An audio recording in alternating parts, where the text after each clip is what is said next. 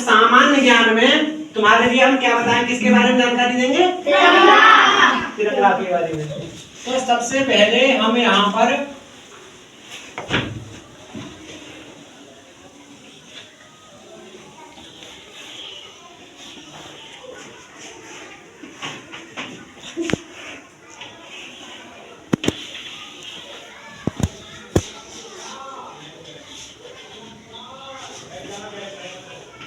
क्या है ये? तिरंगा। तो तिरंगा तो सभी जानते ही हैं। तिरंगा जो है वो हमारे देश का क्या है? राष्ट्रीय ध्वज। क्या है? राष्ट्रीय ध्वज। इसी के बारे में तुम्हें आज जानकारी दे, और हमने इसीलिए जो इधर देख रहे हो ये क्या है? तिरंगा। लिखा हुआ है तिरंगा, और ये तिरंगे का क्या है? चित्र। जो हमारा राष्ट्रीय ध्वज है, जिसको हम तिरंगा कहते हैं, और उसको देश का झंडा भी कहते हैं। तुमने सुना भी होगा, जब हम प्रभात फेरी निकालते हैं गांव में, झंडा ऊंचा ये हमारा विजयी विश्व तिरंगा प्यारा, इस तरह से बोलते हैं। तो वो हम ये जो हमारा जो झंडा दिख रहा है, हम इसी के लिए बोलते हैं कि ये झंडा हमारा हमेशा कैसा रहे? ऊंचा रहे। किससे?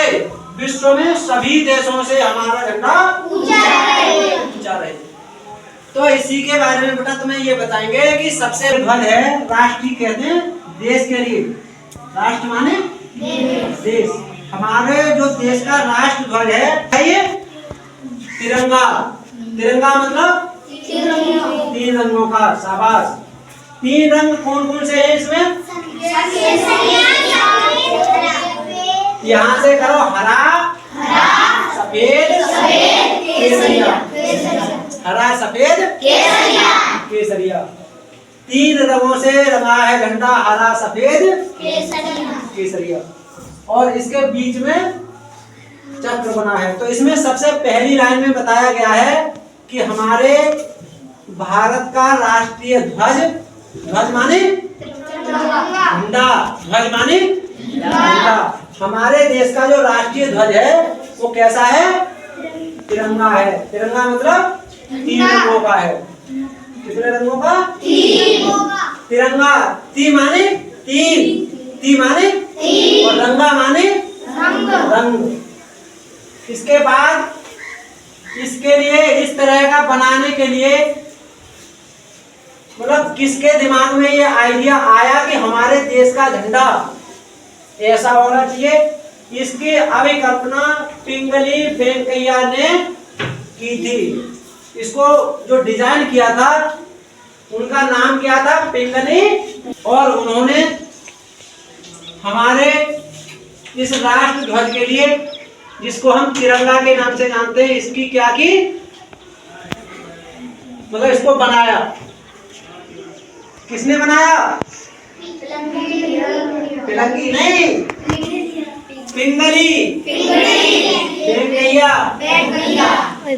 इसके बाद बेटा यह कितने रंगों से बना है? 3 रंगों से बना है। इसीलिए इसको क्या बोलते हैं? तिरंगा। ये चीजें हमें यहाँ से पहले ही तुम्हें बता चुके हैं, लेकिन फिर भी ध्यान से सुन लो।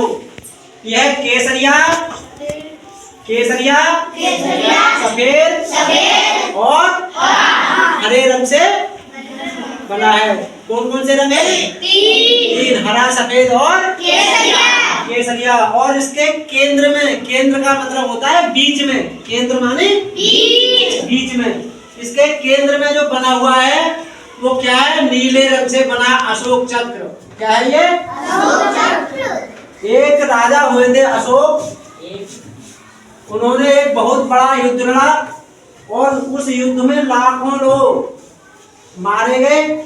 उस युद्ध से वो बहुत दुखी हुए और उन्होंने युद्ध को छोड़ दिया और कसम ली कि भविष्य में कभी भी युद्ध नहीं करेंगे। और उन्होंने प्रचार किया श्रीलंका में और अन्य देशों में भी घूम घूम करके प्रचार किया। और प्रचार करने के बाद ये बताया कि किसी भी तरह की अहिंसा नहीं करनी चाहिए युद्ध नहीं लड़ना चाहिए। युद्ध की अगर नौबत आ जाती है तो पटल पर के बैठ करके ही आपस में समझौता कर लेना चाहिए। ये उन्होंने समझाया। और उन्होंने जगह जगह अशोक की लाट या मूर्तियां, जानवरों की मूर्तियां जैसे बैल, शेर, इस तरह की मूर्तियां बनवाई।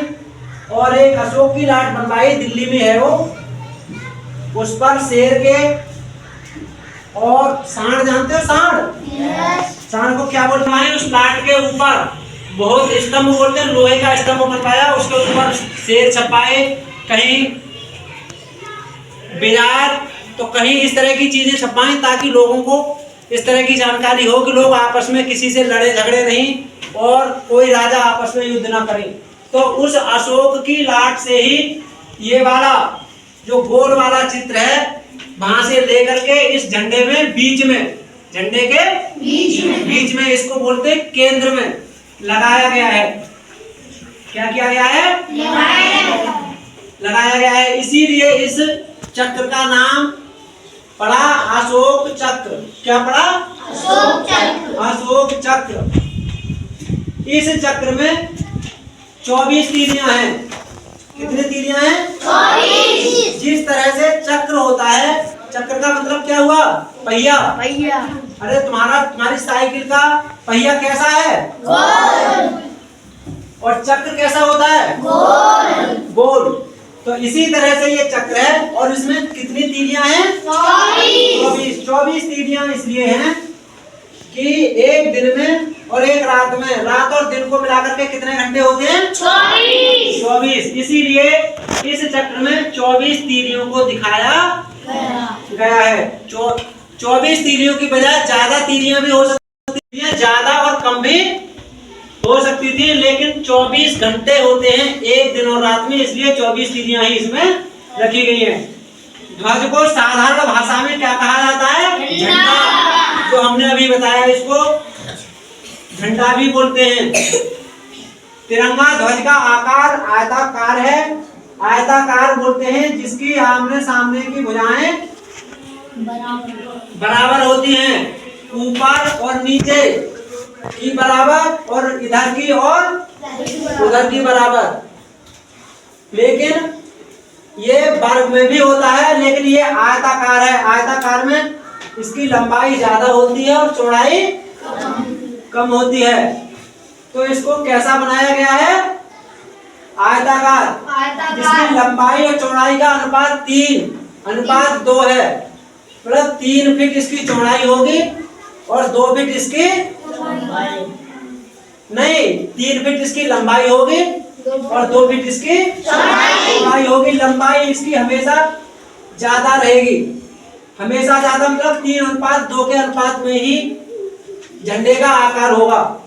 इसी तरह से हमारे ध्वज में सबसे ऊपर केसरिया रंग है, नहीं कह सकते हैं, लाल क्रांति का रंग होता है।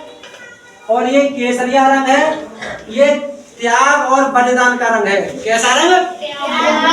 त्याग और बलिदान का। अगर देश के लिए तुम्हारी जरूरत पड़े तो कुछ भी सोचो मत, कुछ भी अगर छोड़ना पड़े तो छोड़ दो। अगर अपनी जान की बाजी लगानी पड़े तो जान की बाजी भी देश की सुरक्षा में, देश की सुरक्षा में लगा दो। तो ये केसरिया रंग सिखाता है हमें त्याग और बलिदान। इसके मध्य में, मध्य माने बीच, मध्य माने बीच में क्या है? सफेद रंग।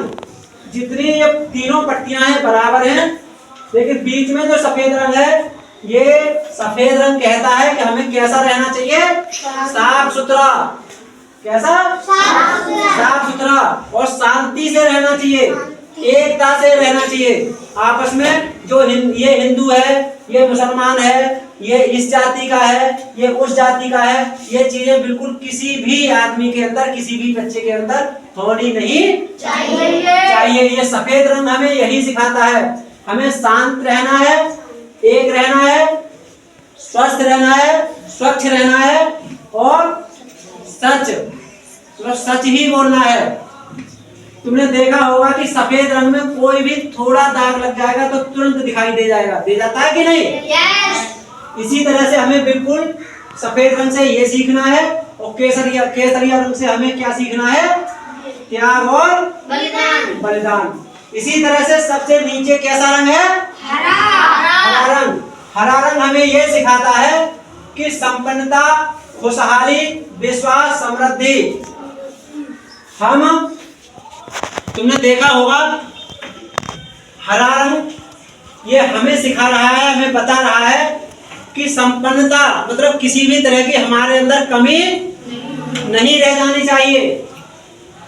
खुशहाली, एक दूसरे को देख करके हम खुश रहें, ना कि जलें कि जो कहां से ले आओ कार, चाहे कार कैसी खराब है जाए, इस तरह की चीजें हमें नहीं होनी चाहिए। क्योंकि अगर आगे वाला सुखी रहेगा, कल को हम भी सुखी रहेंगे।